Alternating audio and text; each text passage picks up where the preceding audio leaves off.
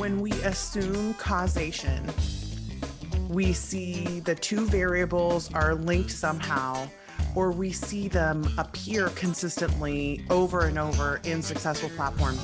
Then somehow we come to believe that the tactics themselves are what caused the success, rather than something else causes the success and the tactics are how you keep the business running. So let's talk about this.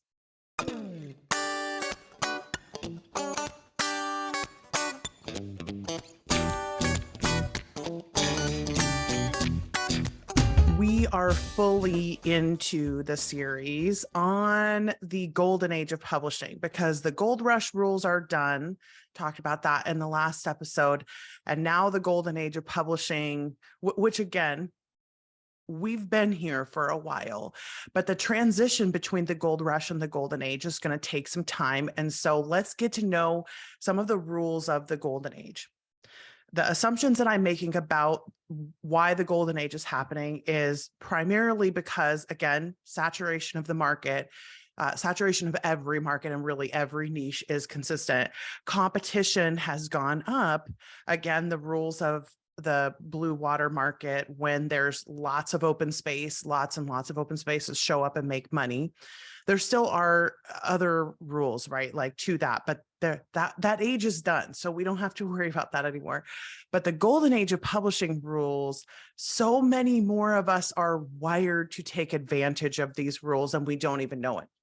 If you had always been frustrated in the past with the fact that you couldn't write fast enough to keep up with the gold rush rules, if you had always been frustrated that you weren't allowed to take your time, all of those things, they're more likely to be possible in the golden age. And again, the reason that, and I feel I should have explained this more in the last video, the reason that I'm so excited about what could potentially be ahead of us in the future of publishing is because so many of us are already wired to be good at that style of publishing. And the people who have been successful in the gold rush in the past are already riding on momentum. So it's not like that's going to change a lot for them. It's not like all of a sudden, if you had been successful in the past with one method of publishing, that's not going to work for you. That's not what it means when we transition into new rules. What it means is there's more openness for other types or styles of publishing, of platforms. There is more capacity if you don't want to do social media. Well, guess what? Social media is saturated. So there's not a high likelihood that your mere presence on social media is going to do anything anyway. And so there's less of a pressure for you to do that particular thing. The problem is when we start talking about successful people, especially if you've been to any conferences, and people who are successful get up and they start listing out all of these strategies and tactics that they have done in the past to help them build their platform or to take off in their success. Things like writing to market, what they would call writing to market, things like aggressive ads, things like aggressive newsletter strategies or aggressive social media strategies, right? We hear all of those things and we see the correlation between those data points and we think, oh boy, if I can't do that, then I'm not going to be able to succeed at this because that level of hustle or hard work is clearly what created their platform. So I'm going to say something today in this video that will hopefully make all of you who are worried about that feel a lot better. And also will hopefully set us up for the rest of the talks that we're going to have about this, which is a combination, by the way. This series, The New Rules of Publishing, is a combination of sustainability discussions, which again, I think are extremely important given the prevalence of burnout and that we've been seeing since 2017, 18, 19. And it's especially getting worse now because of the pandemic, right? But so it's part sustainability, but it's also part reorientation or realignment, because when we are believing one set of rules and one set of correlation, or again, we are believing causation where there isn't, but we're believing one set of correlation and causation is true. And so we orient our whole experience in life around that thing, when the reality has always been this other thing.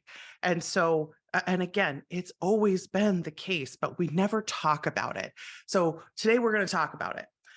When you think about the words correlation and causation, a lot of people will glaze over because they feel like these big giant concepts. But I want to tell you a story that was told to me at a conference once, and I think it's the best way to understand the correlation causation. And I'm fairly certain this is from a book somewhere, but the speaker that I heard say this was delivering it. So here's the story that they told, which I think illustrates this well. Let's say that you happen to be reading the newspaper and you are looking for the news in your area because you want to do something, like you're looking to take action on something, right? So the key of your state of being is that you are trying to make assumptions about data patterns by looking at the news for your information. In the paper, you see that there's been a recent rise in shark attacks. And then you also see a couple of pages later that there has been a recent rise in ice cream sales. And you, because you're looking for some data to take action on, are like, oh boy, ice cream sales are up, shark attacks are up. I wonder which one of those caused each other. And as you're listening to me say this, you are not thinking that that's a wise thing, right? You're like, no, Becca, we all know that shark attacks don't cause ice cream sales to rise, and ice cream sales doesn't cause shark attacks to rise. Like, we instinctively know there is no logical connection between those two things. But if you are looking at other data, like data from the industry, for instance, which I'll get to in a second, you might jump to the conclusion that there is a causal relationship between those two things. The rise in shark attacks caused the rise in ice cream sales, or the rise in ice cream sales caused the rise in shark attacks. And this is not the case, right? So, and again, I apologize if any of you have heard someone else say this in a better way. I apologize, but I need to get this across so that we can talk about what we're going to discuss in this video.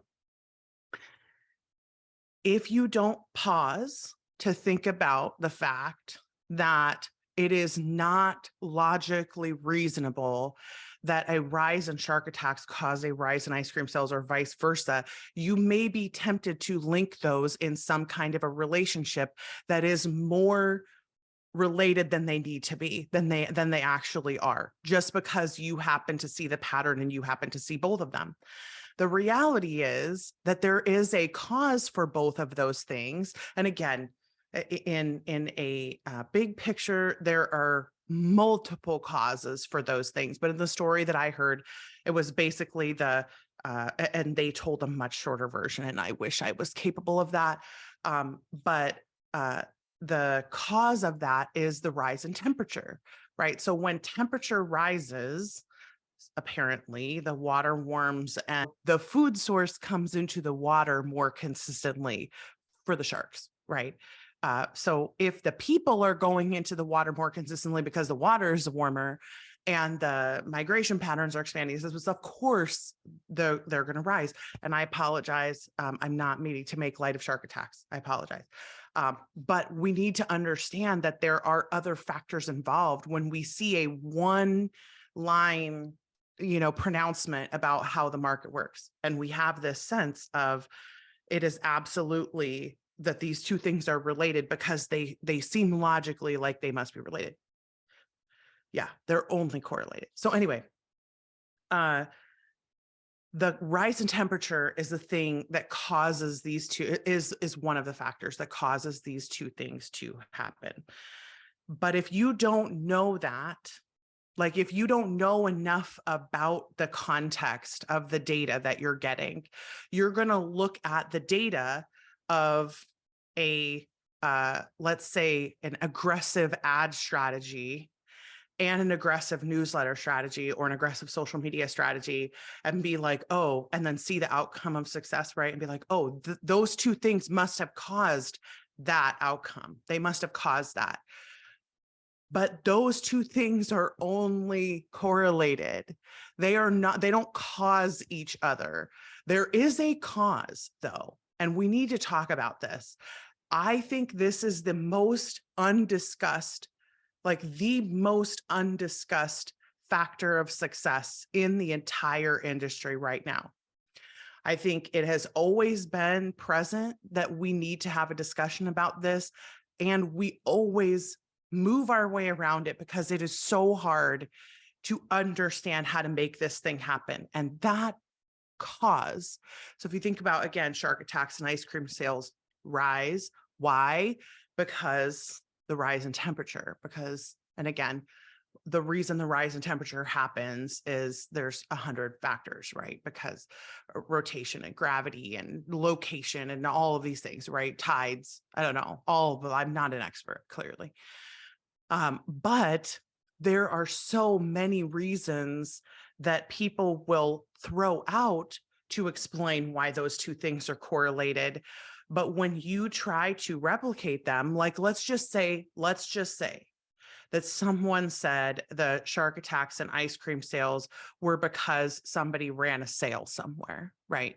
Well, someone ran a sale on ice cream, and that meant all the people went to the beach to get the ice cream, and then they went into the water, and then there was a rise in shark attacks, and there was also a rise in ice cream sales because someone ran a sale on ice cream.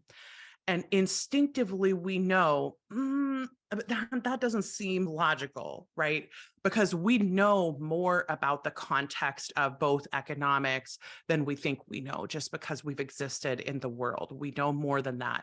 But we also know that it's not likely that human behavior alone is responsible for something like that, right? Like we know that that's probably not the case, that, well, some company running a sale or even some giant, one country running a sale on ice cream or something isn't going to cause that level of response in an organic environment. And there are systems that are responsible for governing both of these things. And if you talk to anyone who understands systems theory, they're like, yeah, it's not economics, it's not ice cream, it's not, et cetera, et cetera. But it also isn't just like the shark attacks did not cause the rise in ice cream sales either, because they understand that those two things aren't related. But again, when we're talking about books, we tune that out. We tuned out those logical correlation issues because we frankly don't understand enough about the market. So here's what I'm going to tell you. From having coached people who were doing all of the things right and were not making the sales, I genuinely believe that the book is the difference maker. And here's what I don't mean. What I don't mean is if you are writing books that are not selling, that somehow you're writing bad books. That is not the case. There are absolutely bad books out there. There are, and by bad, I mean bad according to the market, not bad according to any individual person, because that's all relative. But what I do mean is the consumers, when they are reading, are looking for something specific. Like they are looking for either pleasure or entertainment or disassociation or fantasy. They're looking for a good story. They're looking for kids. Everyone is different. But all of those individual differences add up to market decisions, right? So all of those individual decisions make some kind of a pronouncement all together. It does not mean that you are not still writing good books if your books aren't selling. It does not mean that your books won't ever sell if they don't sell right now. But in this one time and place, when you released whatever book it was that you released, it was not what the market wanted.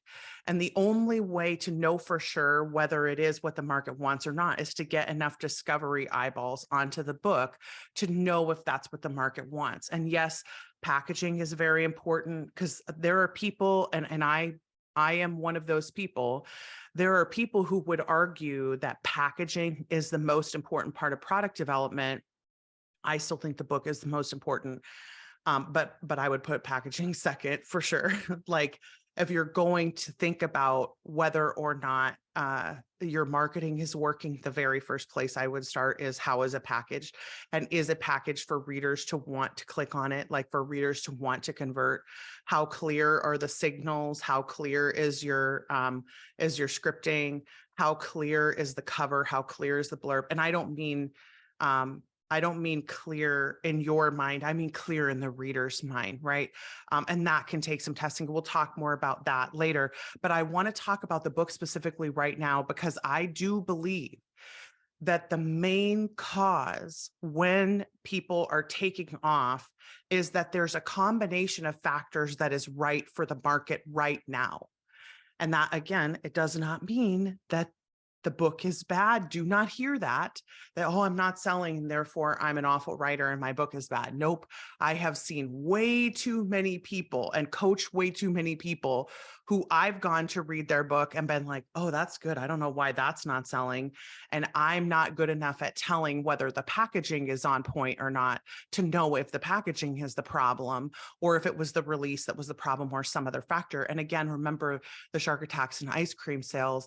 There are too many factors impacting whether those things go up and down.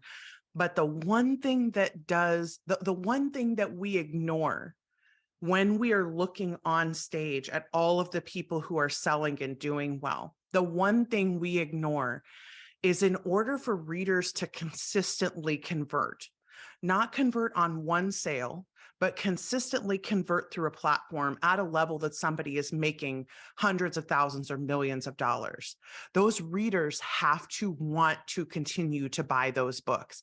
There is something about those books that is making them convert, that they are happy enough with the product that they're getting, and they understand the product that's inside the packaging, that they are willing to convert over and over and over again. Consumers have way too many choices right now to convert to someone's sale over and over again if they don't like what's going on, or if they secretly think it's a bad book, or if they secretly think that it's stupid or poorly written or whatever. No one is buying books that they think are that bad. No one is converting over and over and over again into books that they don't like. So here's what I want you to do. If you are a person who has looked at the genre you're selling in and said, or you're trying to sell in and said, these books are all crap, I'm going to write a better book than this. I want you to look at the books that are selling right now bonkers in your genre. And instead of looking for what's wrong with them, I want you to look at what's right. What is it that the author is doing well? Whatever it is that the readers are talking about, what is it that they keep coming back for? What might be the cause of this? Because too often I think we look with judgment at books that are selling instead of trying to learn from them about what they're doing. Because no matter what tactics you have, because again, I have clients and have had clients in the past who do not do all of the big conglomerate proliferated platform stuff. And when we talk about vertical versus horizontal platforms, their vertical platforms do not include a lot of engagement with their fans. They don't include a lot of me personally talking to people on social media. They don't include a lot of me giving myself away. But what they do include is a book that the fans can't stop talking about, a book that the fans want to keep coming back for, right? So there is some element of, if you are the kind of person who can create a platform socially that you want to engage in, that a lot of your fans want to engage in, that's great. You still have to have a book that they want to read though. Like that's the first part. But if you can't, then focus on the book and make the book what it needs to be to hook the readers in and to bring the readers in. And I'll give you a couple of thoughts about what I think in terms of, if we're thinking about the shark attacks and ice cream sales thing and the rising temperature cause, I argue is the book. The book is the thing that the people are coming back for over and over again. And I'll never forget this, the author conferences that I attended early in my career, we used to have these giant panels where there would be a whole bunch of very famous agents and editors who would sit on the stage and answer our questions. And every single year, every panel, someone would ask, what is it that you are looking for? Like if I wanted to get on your roster, what are you looking for? And they would all sort of sheepishly look at each other and be like, oh, do we have to give this answer again? Because every time they give the answer, it's not enough. That's not what everyone wants to hear. And what they would say is, tell me a good story. That's what I want. I want a book I can't put down. And everybody was like, that's not specific enough. And I feel like the agents and editors were sort of like, like, why will you not just listen to me? Just write a good book. Don't worry about what's selling. Don't worry about what I want to buy. Just write a great book. Write a book you can't put down. Write a book you want to read. And that's the first step, right? And I feel like every time they would give that answer, the whole room was like, no, that's not enough. Like I wanted to, and I feel like we keep having to come back to this because, yeah, that is the cause of me needing to run a lot of ads, the cause of me needing to have a robust newsletter, the cause of me needing to have a vertical platform is the content, right? It is the book. That doesn't mean you need to know how to do it. It doesn't mean you need to intentionally try to engage readers. It doesn't mean so many of us just need to do this by intuition, and we don't need to worry about trying to write a sticky book. What we need to worry about is, how do I follow my intuition as a storyteller to the best possible use of my intuition? How do I entertain myself? How do I keep myself engaged? How do I tell the most compelling story? I will say, I think there are a couple of things that everyone needs to think about, but you don't have to think about it while you are writing. The first one is, I think your first page and first chapter and first paragraph I think the first thing that readers see of your novel has to be the thing that you spend time making sure will engage them. I think they have to want to spend time with those people or in that world, or they have to want to come with you on this story. They have to be engaged somehow. They have to be interested somehow. And too many of us, I think, are not spending enough time thinking about, does my first page do the job that it's supposed to do in a saturated market? And then I think that we need to think about, are our readers en masse looking for what we have? And again, because we're going to talk more about the right to market archetypes in later series, like in later, I don't want to spend too much time talking about this, but I will say not everyone should write to trend, and not everyone should write to market, and not everyone should try to write a sticky book. So many of us, if we're intuitive, need to focus more on honing our intuition as storytellers and on becoming better at at how to read our storytelling intuition. And I'm going to do a video on this later. All of this stuff is going to be on the QuitCast. It's just, it takes me a long time to get through these because I can only release one of them a week. And so it just takes time to get through the content. This is all coming. You tuned in here, subscribe, we'll be around. We'll keep talking about this. But I had to kick off the new rules of publishing with talking about the importance of the book being a thing that readers want to come back to. Because if we're putting a book out and people aren't converting through the book, people aren't reading the whole thing, people aren't getting engaged, then we need to go back to the drawing board and continue to work on more books. And the good news is, every single writer I've ever coached who has a long career gets progressively better and better as they continue. But I do think there's some level of reality that we need to face. And again, I have told you all this several times. I face this on my own fiction platform. Like, I have first books that don't convert in series. I have series that don't advertise well. Every author does have books that don't convert as well as others, has series that don't sell as well as others, has series that don't advertise as well as others.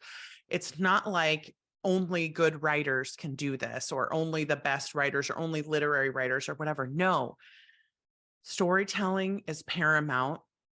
Telling a great, compelling story is paramount.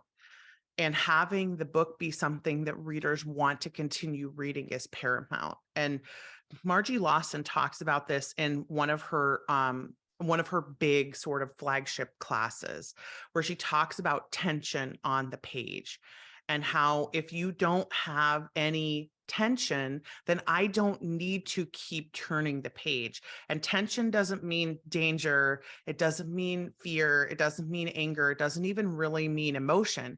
It just means I wonder what's happening. I wonder where they're headed. I wonder if they're going to get what they want. I wonder if they are going to be happy at the end of the book. I wonder if they're going to learn to overcome this thing. There's just some level of, I'm engaged now. There's tension between me and the book. And I think not enough of us think about, does the reader have the capacity to look up from the story? Like, can they look away and disengage and nothing changes for them? Or are they engaged in the story? Do they want to know what happens? Are they somehow emotionally involved, even if the emotion is curiosity, right? Like, it does not have to be a huge thing. But I heard a workshop presenter once put it in these terms, and I think this is the best thing to think about on a first page. Do I have sympathy and empathy for the character on the page? Like, do I care about them at all on any level?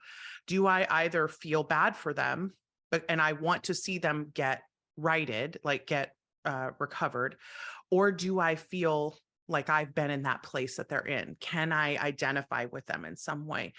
And I feel like that sympathy, empathy hit, I can almost 100% of the time go through the books that I have enjoyed and look at their first page and see there's some level of engagement there for me that I want to continue reading. And every genre is going to be slightly different about what engagement looks like. But that level of, I need to know what happens here. I need to turn the page. I need to continue turning pages. That is the rule when the market's saturated. I need to be telling a story that people have to keep reading, because if they don't have to keep reading, they won't. They will move on. We did an experiment not long ago, and I've considered doing this again because I do think this was a worthwhile thing. We did an experiment that I have recently encouraged people to be doing. And so if you do nothing else after listening to this, which I think there's a lot of stuff you should be doing, if you fully understand what it means to that the book is the thing that's going to sell your, the book is the thing that's going to make people buy. But if you do nothing else, think about this. We did an experiment where I took every book that I had purchased or that I had downloaded in my entire Kobo reader. And I just went through one at a time and I started reading from page one. And as soon as I could look away from the text, I did. And I moved on to the next book and I just kept going. As soon as I was no longer engaged, I no longer wanted to know what happened. I no longer cared about the characters. I couldn't get connected, whatever it was, right? Whatever the reason for my looking up, I moved on to the next book. Sometimes just do that with your Kobo. Like, just go look at the Kobo reader, go see how many books would I want to continue? And some of you are completionists and you can't do this because if you start a book, you're going to have to finish it. That's a smaller portion of the population. But if you are not like that and you can do this experiment, just run off and do the experiment. I made it through hundreds and hundreds of books, and I only finished a very small percentage, less than 1% of them. I only got through page one, not very many. I got through chapter one, not very many. And again, it's not because they weren't good writing. It's not because they weren't well-told stories. It was because the spark was not there for me as a reader to continue going. And I knew there were lots of other options on my Kobo reader that I could just go read. And I know that sounds harsh, but that is the reality that we live in the golden age of publishing. The saturation of the market means that we have to think about things like, how is my book converting? And again, I think we're basically back to the way that we were before, right? Which is now we have to remember that the book is the most important part. So the ice cream sales and shark attacks, we can talk about tactics all we want, and we will. We'll talk about more tactics as we go along in this series. But the core of what's going to sell your platform is going to be telling a compelling story that readers want to keep reading. And if the way you get to that is by intuitively writing book after book after book until you hit upon that thing, awesome. If the way you get to that is to meticulously study craft and try and figure out how to do this the best, awesome. Just know that however you do it doesn't work for everybody, and however you hear that it should be done doesn't work for everybody, because you do not have to intentionally intend to write a good book in order to write a good book. And so many of us just need to follow our intuition. Okay. We have a whole series on intuitive writing. This is the first time you're hearing me talk about it. Go back and watch that series. Also, we're going to do more on this in the future. If you are not subscribed to our newsletter, subscribe to the newsletter, because I do every week, and I just sent it out this morning. Every week I do what's called a Dear Becca letter. And if you have questions in coaching, I take the question, and you'll even see me sometimes in the comments of the YouTubes be like, oh, can I put this in the Dear Becca queue? Because I think this would be a good question. And then I will put that question out, usually anonymously, to the entire newsletter. And I'll say, here's the Dear Becca letter. Dear Becca, why am I not selling? Here's all the reasons, blah. And then I'll say, Dear writer, here's why I think this is happening. Have you thought about shark attacks at ice cream sales? I promise this is the last time I'm going to talk about shark attacks. But if you have questions, ask them here. I will answer them, or you can submit them to the Dear Becca letter. But please subscribe to the newsletter if you get this far in the video, because I regularly answer these questions in coaching, both on our live coaching, one of which is happening tomorrow. And we do these regular free public live coachings where you can ask questions and we'll answer them. And then in the newsletter, you do not have to do anything other than join the newsletter, come to our coaching, be on the QuitCast, whatever. We're going to work to get you the information that you need to have. But like I said, it's going to take some time because this is going to be a long series to get through. But I wanted to start with the book is the thing. Like the number one thing that we need to think about getting right is the book. Number two will be packaging. And that doesn't have to be something you intentionally do from the beginning. It can happen after the book is done. So if that's not you, don't worry about it. But like I said, number one is getting the book that people want to read. And I think the good news for some of us is that we are more wired to want to think about the book than we are to think about anything else. And some of us have been going crazy, and we feel crazy because we keep trying to do all of these tactics that are not working. And we would rather be focusing more on the book. And that is the first rule, I think, of the golden age of publishing, is it is time to focus more on the book than it is to focus on anything else. And I hope that will be good news for us, because I sure feel like it is. That will potentially mean other things, and we'll talk down the road about them. But I believe that the book is the most important part of the golden age of publishing package, like the thing that we're going to do right, the thing that we could get right. Okay. Hopefully that was good news to everyone. I feel like I had a little bit of bad news in the last video, and then this video was like, okay, but there's good news coming. It's a long series. So, okay. Thanks everyone for being here. I hope you have enjoyed this video. If you are here listening to this, please don't forget to subscribe to the newsletter just so you can get the coaching. Come and see us on the live coaching. If you have questions, I'm happy to answer questions there. There's a link to our crowdcast in the show notes, and I will see you all next time on the QuitCast. Have a good week, everybody. Bye.